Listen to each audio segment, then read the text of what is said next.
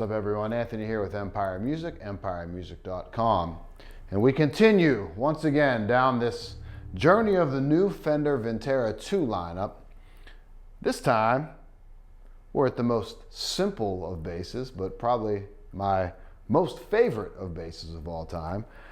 This is the Vintera II 50's precision bass. Something I'm very familiar with, while not this exact instrument. Being lucky enough to be here at Empire Music and lucky enough to have a really good relationship with the Fender Custom Shop. Now, granted, we're talking about a Vintera II Mexican series bass. Our point of reference here at Empire Music, because we have that relationship with the Fender Custom Shop, is, I think, very, very good. It gives us a really nice ability to compare the two styles of instruments. And when we talk about late 50s P basses, I have designed what I think is one of the, well, I guess I'm partial, but the best P bass out on the market. It's our Empire 58 P bass. And this shares or mimics a lot of the specs that we see out of the Fender Custom Shop in the late 50s styling that they put on there. Obviously, with our Empire 58s, we put our little spin on it. But I own a bass in the Custom Shop very, very similar to this. And like I said, I've designed one that is a little tweak on this as the platform. So right out of the box with something like this, it was instantly feeling very, very at home to me. I think the one thing that I notice when I'm grabbing these Vintera IIs, and this was always the case with the Vinteras and the Vintera, now the Vintera IIs, is that we don't have the nitro finish on there. We have the gloss urethane finish on that. Now, I wouldn't say I notice it for worse either. So, you know, obviously a nitro finish is nice. It's gonna wear very well. It lets the instrument breathe a little bit. It's not as durable of a finish, so that's somewhat a knock on it, I guess. But they wear better, obviously, and they're kind of true to spec.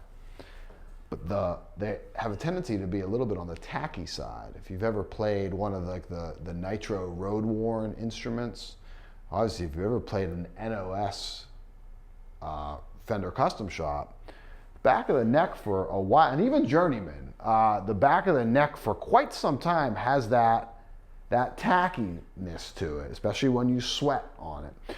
Where we get into the gloss urethane finishes, now again, everybody's different. Everyone, you know, the way that we sweat and the way that how hard we dig into an instrument and grip an instrument can change it.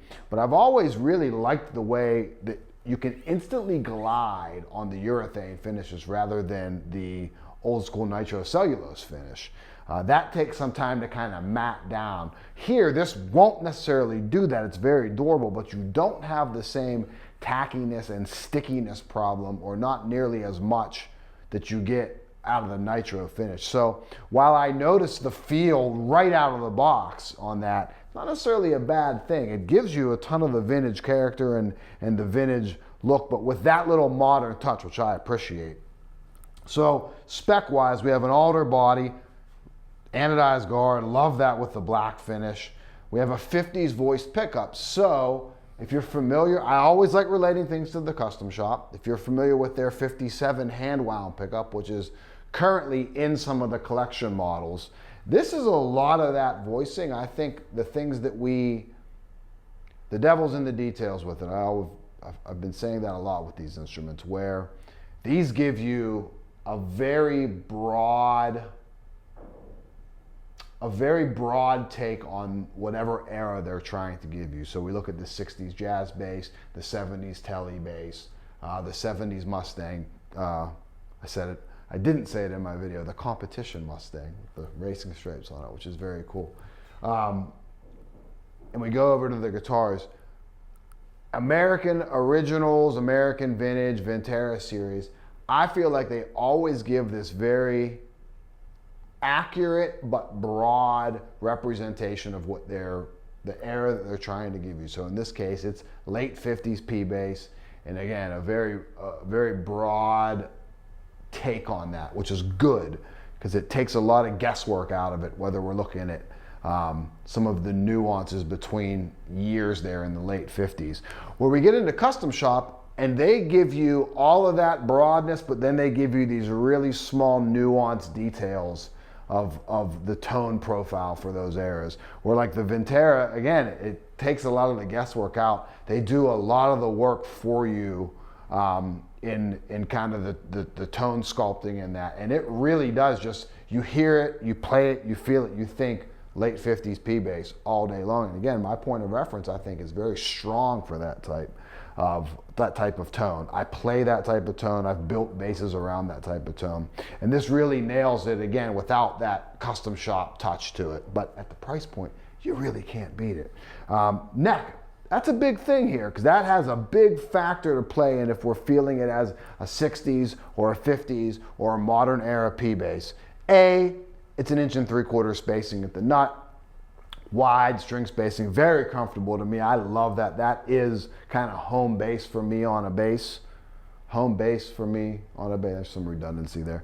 But if we look at the profile of it, they call it a late 60s C neck. And that really is, this feels so similar. I know it's a C, but it really encapsulates to me that 57 soft V, but with the rounder spine on the back. So it's chunky. This is not a thin neck by any means, but it feels very vintage. It feels very accurate for what this bass is.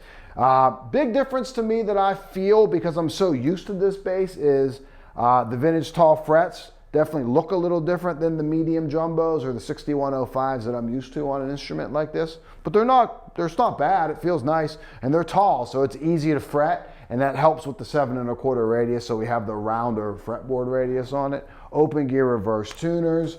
It kind of nails all of that vintage thing at a great price point. Let's dig into some of the sonic characteristics of it. Not a whole lot to show you with the P bass. They're dead simple, which is why I love them. Full volume, full tone. We'll just dig into the dynamic range of it.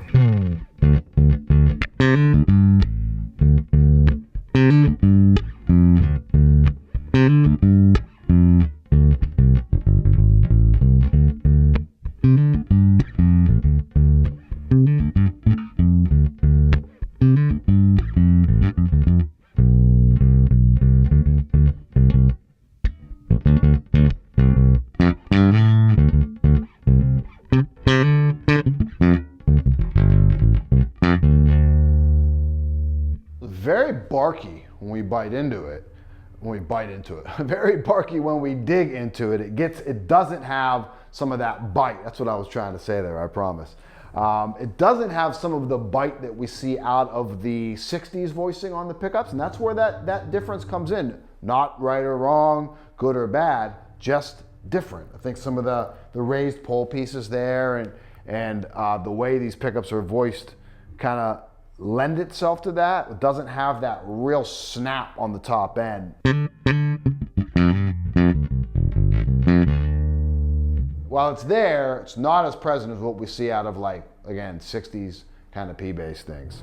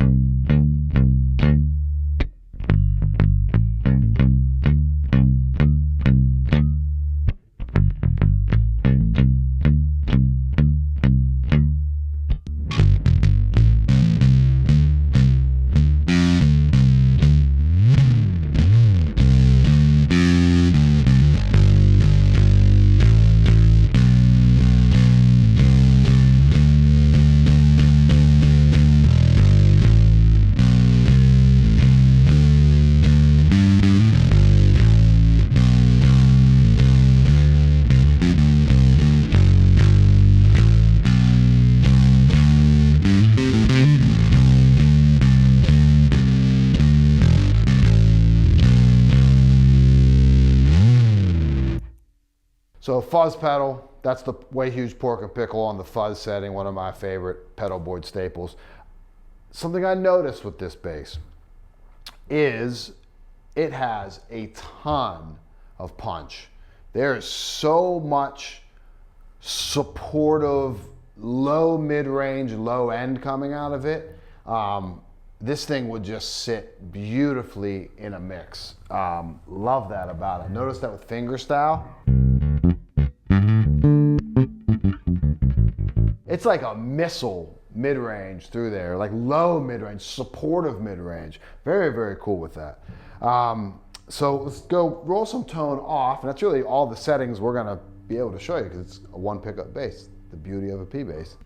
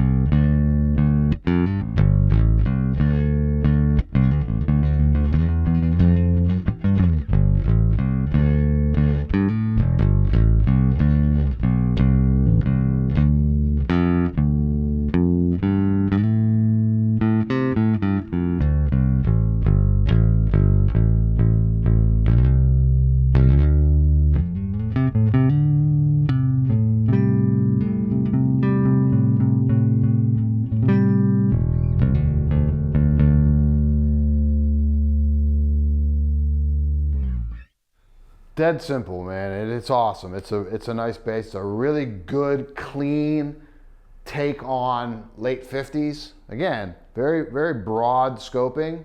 Doesn't give you all of the refinement of what we would see out of the custom shop, but it gives you a really nice touch and ability to dial in that late 50s P-bass character, which is again different from the 60s. They have a 60s in the Vintera II, so if you want a little bit more of that compression, a little bit more of that bite on the top end, the 60s is the way to go. If you want that just, man, band supporting mid-range, low mids, this 50s is definitely the way to go. Very cool instrument. So if you need something, give us a call at the shop, 412-343-5299. You can email me directly. It's Anthony@empiremusic.com. The website is empiremusic.com, and we'll see you next time. Thanks.